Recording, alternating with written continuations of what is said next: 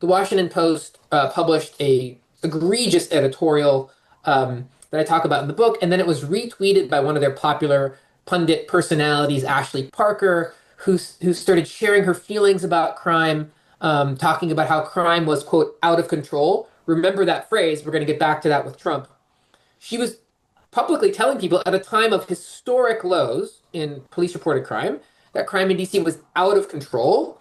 And this is crucial, her and the Washington Post were promoting a narrative that the local democracy in DC could not be trusted to handle that crime, and that the federal government, i.e., President Biden and Congress, needed to overturn this new, very, very minor revisions in the DC criminal code with the penalties for carjacking. So it's all based on a lie that crime is meaningfully increasing, and a second lie that longer sentences to incarceration, which are already extraordinarily longer in the United States. So if longer sentences to incarceration made society less violent, we would have the least violence in the history of the world. But we don't. We don't have a nonviolent society. It's much more violent than other countries that don't have such harsh penalties. It's just all based on these lies. But what's really fascinating about it is this media frenzy eventually led Joe Biden to step in and overturn the democratic process in DC, which is remarkable, right? Because DC is one of the jurisdictions in the United States, including some of its former colonies, that doesn't have full representation. It doesn't have voting rights in Congress, right? So they actually overturned this local democratic effort in Washington, D.C., actually helped by D.C.'s mayor, Muriel Bowser, who aligned herself with far-right Republicans in this push to overturn this law and over the will of the D.C. Council. And I think, really critical thing to understand is the moment this happened, when Biden and mainstream Democrats validated the mythologies and narratives and lies of the far right, it was celebrated as a huge victory in far-right circles. So Tom Cotton and others started posting publicly about how, agreeing with the Washington Post, that when there's a conflict between order and democracy, democracy has to fall. And so that incident from a couple of years ago is, I think, an extremely important thing to understand when you fast forward 2 years now. Trump is saying many of the same things that the Washington Post and other outlets were saying. These are total fabrications and lies, right? And he's also offering a false, so-called solution. This idea that more cops, surveillance, guns, military technology, that those are the things that are going to make communities safer, which we know is not true from looking at the evidence. And so when Trump comes out and says crime is out of control, it's not something coming out of the blue. It's a continuation of this narrative, and it's a continuation of how the sort of liberal establishment in the media and in politics, like the Democratic Party, is actually laying the groundwork for normalizing these fascist things that Donald Trump is going to try to do. And we're going to see much, much more of it because there's a bipartisan consensus that they can just tell these lies and there's never going to be any accountability for it.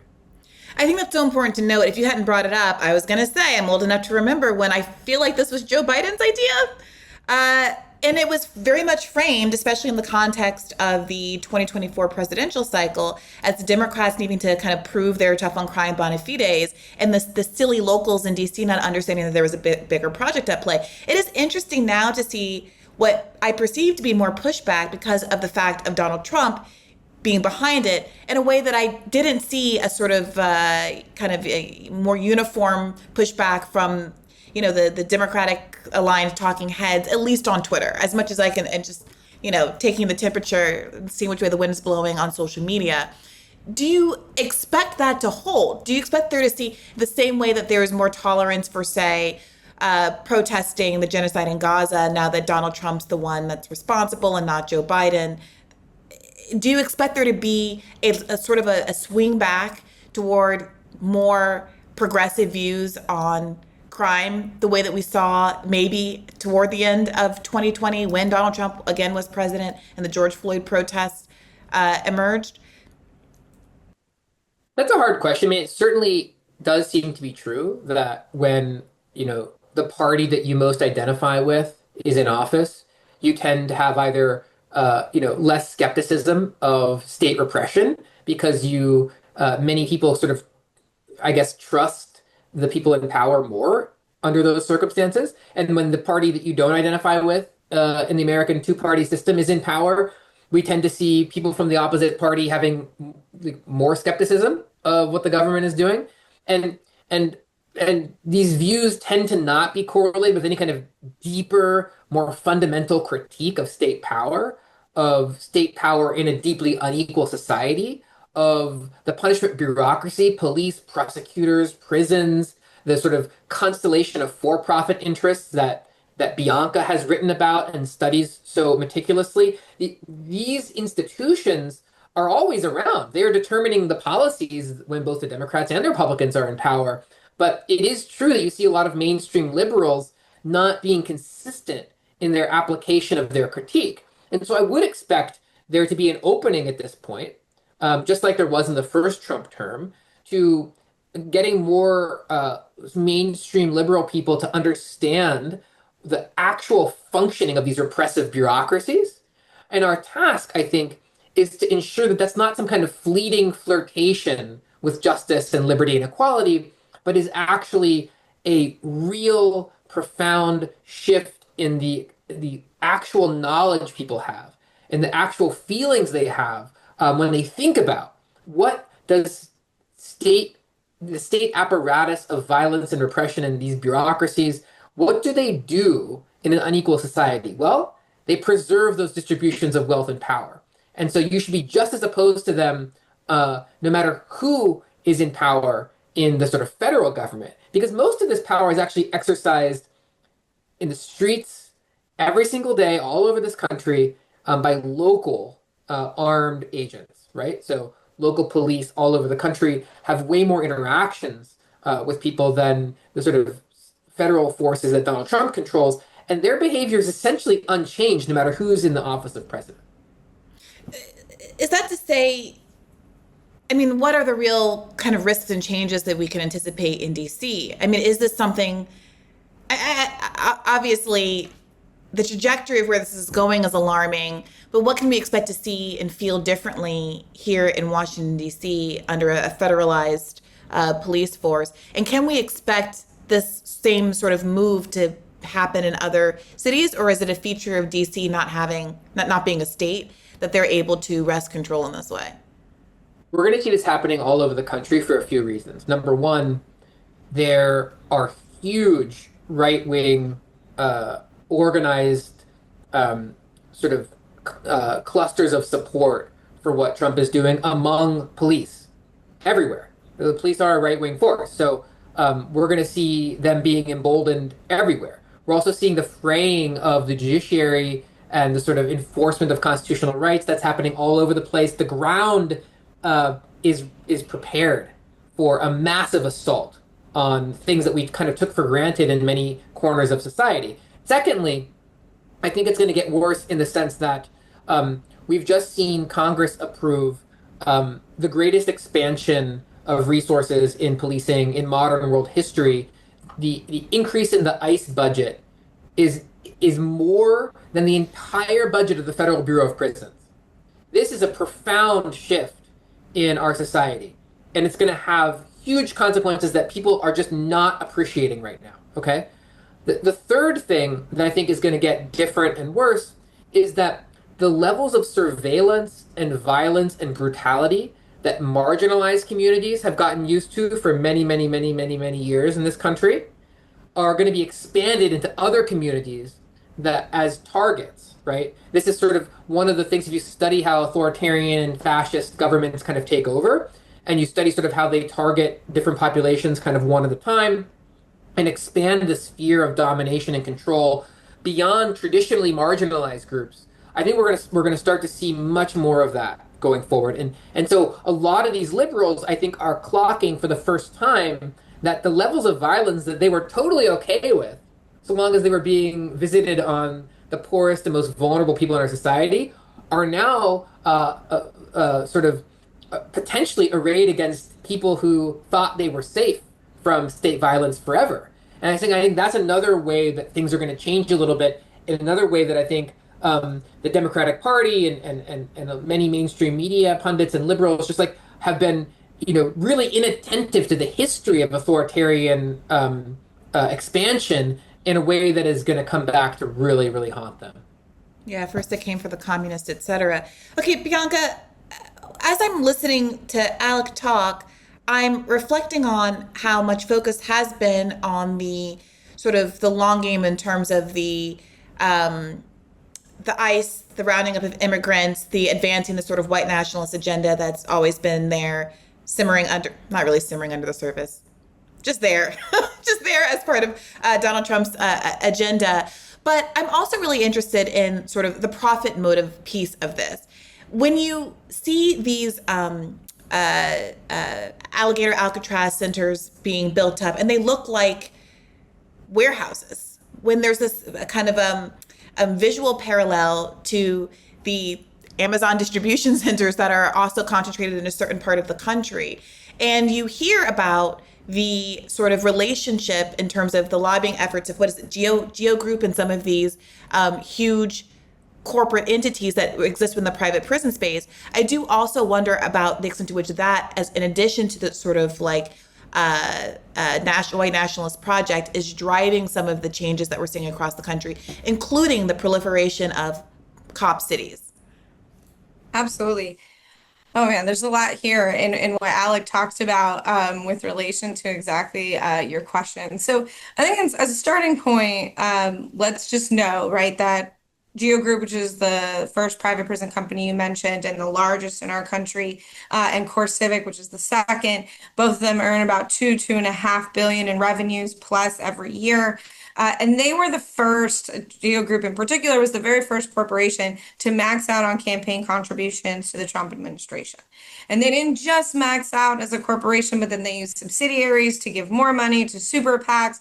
Then they moved their annual meeting to Mar-a-Lago, and then they donated to the inauguration fund, and over and over and over, right? Do you see sort of their investment in this particular administration? And right now they're harvesting or reaping sort of the rewards, right, of those investments. And if you listen to any of the earnings calls of these companies right now, as they're releasing first quarter, second quarter returns or earnings, I mean, the amount of excitement is truly deplorable. It is really hard to listen to them saying things like, this is the most exciting moment in my 30-year career, or our company was set up for this moment in our nation's history, right? Over and over, we are hearing just sort of a gloating coming right from the industry. And this industry has been investing in campaigns for a long time. And so I want to speak to this really importantly about this division between the parties, right, and the Republicans and the Democrats. Is it true that, Republicans take more donations from private prisons than others in the prison industry more broadly? Sure. Is it true that they're the only ones who take those donations? No. Right? There are Democrats who also have taken donations from the private prison industry and all of that, right? They also spent an incredible amount of money recently on the Hill lobbying in Congress for things like the Lake and Riley Act that we know is going to put more people behind bars for longer, that are, specifically undocumented. What they do is intentionally invest in one way or another, whether it's through tough on crime politicians and elected officials or candidates, or through lobbying and congressional acts in, sort of expanding the reach of ICE. And what we've seen recently in their earnings projections is pretty wild numbers. We're talking about efforts to and intentions to expand electronic monitoring from 185,000 undocumented people to over 300,000, with executives saying that the market opportunity, which means the number of people that possibly could be on a monitor, is as many as 18 million on a call. That was recently stated, right? But they're also looking to increase through Trump's bill recently, and what Alec was saying, this huge investment, $170 billion given towards ICE expansion. Part of that is for detention expansion, $45 billion specifically. And this, to your point of Alligator Alcatraz, is being given not just to Geo Group and Core Civic, these known entities in immigration detention, but also to folks who used to create tent cities for Coachella, right? Which also illustrates something very important, because as you hear the narrative that, they are rounding up or arresting and deporting people with these like big criminal convictions or violence, if you are willing to put them in a tent city that has almost no security, then they truly cannot be the people that you are claiming them to be.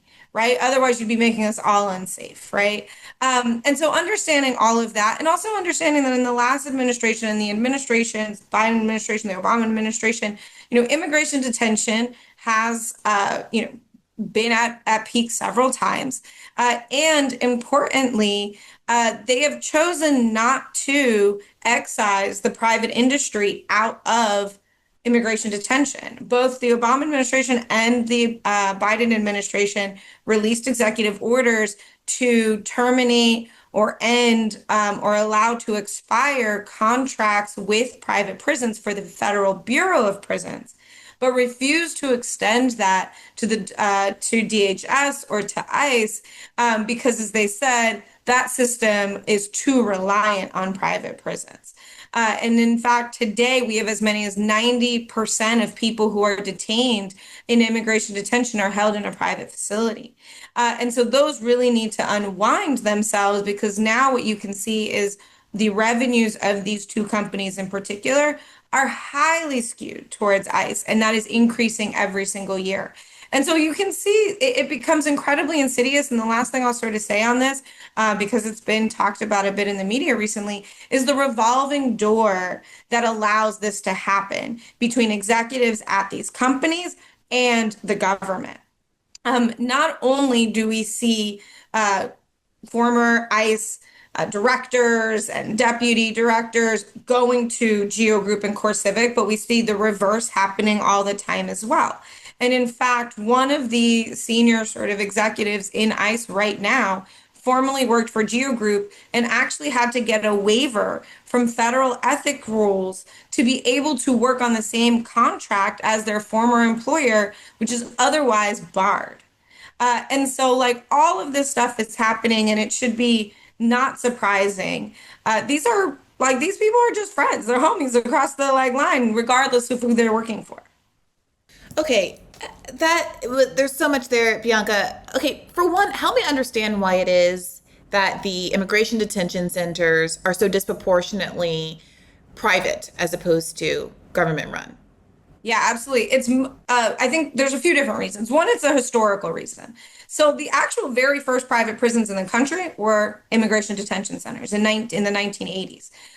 So the very first was actually built by Core Civic. They got the very first contract in 1983 for a private facility for immigration detention. They actually were not able to deliver the facility and ended up buying a motel and outfitting it for immigration detention. And that was the very first privatized facility in our country. Wait, but also you're telling me that there was no such thing as a private prison before the 1980s?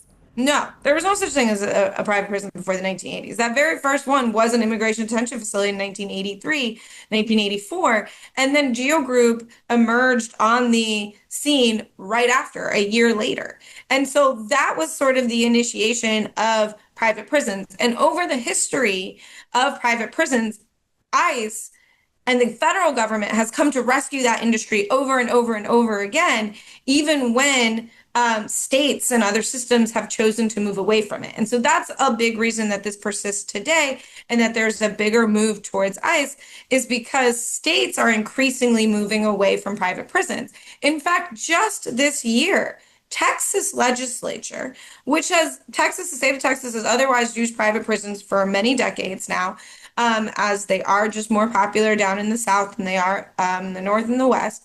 Not to say that they don't exist there, but they are more heavily concentrated in the South. But Texas just announced that it is moving away from private prisons because they are too expensive. In fact, Trump has even said publicly that the private prisons are too expensive. Uh, it is like a absolute myth and lie that they have told the world that to operate a private prison is cheaper than, operating it as a public facility where staff are paid more, have more benefits, have more, things for retirement, more training, everything. It's just that, the big difference is that that margin is being put in the pocket of a few people.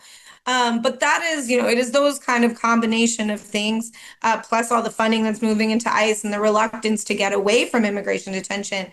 That means, we're moving in that direction. And importantly, the immigration detention sphere is smaller, right? So we're talking about today, what is authorized by Congress, about 42,000 beds, even though I think we have over 57,000 people currently detained, as compared to 2 million people, right, in the carceral system.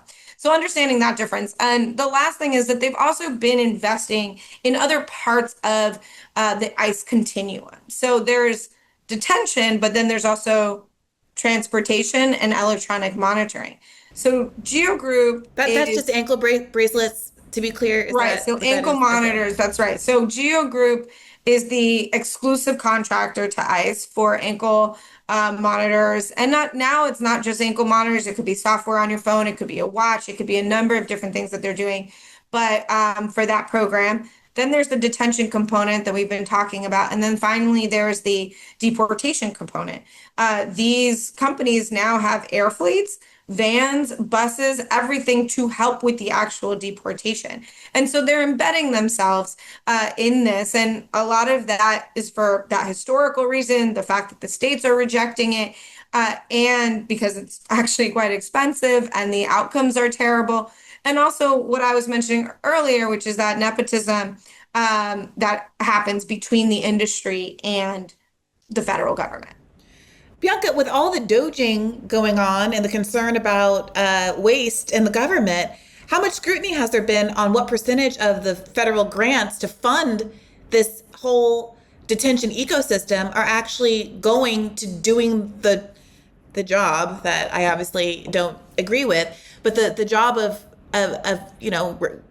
detaining and deporting people versus the profit of the people who are at the top of these organizations? I think the sad reality here is that this particular administration and generally the elite in our country are, incredibly capitalist in nature and believe in that profit. Right? Like this isn't like they're not checking for that. When they check, it's a federal contract. I'm my head is spinning because listeners to the show will know that the last episode we spoke to Anthony Aguiar, who's the whistleblower at the Gaza Humanitarian Foundation. I hate even saying that out loud because it's such a psyop of a name. Who was talking about the nature of the private contractors, how they were all getting paid $1,200 a day to do a job they didn't know how to do and had no expertise. And his perspective was as someone who served in the military for 25 years. And he's like, whatever you want to say about the U.S. military, we knew what we were doing. We had some expertise. Whatever you want to say about UNRWA, they absolutely knew what they were doing and they had expertise in delivering food. And to contract it out to a bunch of weirdo motorcycle gang white supremacists who also, very importantly, do not know how to do the job the government is paying them $30 million to do, which is to distribute food and curb a famine, is insane. Like the most egregious mismanagement of taxpayer funds. This is like ubiquitous, right? Across, I think across many of these like sectors that you're talking about, right? I mean, there's a core civic facility right now. There is like a whole journalistic investigation and series being written by The Guardian about how they are like all the staff is corrupt and they are moving drugs through the facility. Right. So like nothing about what's happening is like meant to keep people safe, meant to like do this thing that they claim. And in fact, it's like their business model is inherently against our safety. If you take Core Civic or Geo Group, both of whom are publicly traded companies, and you pull their 10Ks or what the SEC refers to as their 10Ks, or their annual reports. In their annual reports, they are required to disclose their risks to their business for investors.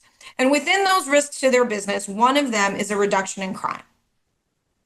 So, like, if you think that these businesses are set up to keep us safe, I will tell you that they have publicly published information to the contrary. They are not there. Any decline in crime would lead to a decline in arrest, would lead to a decline in detention.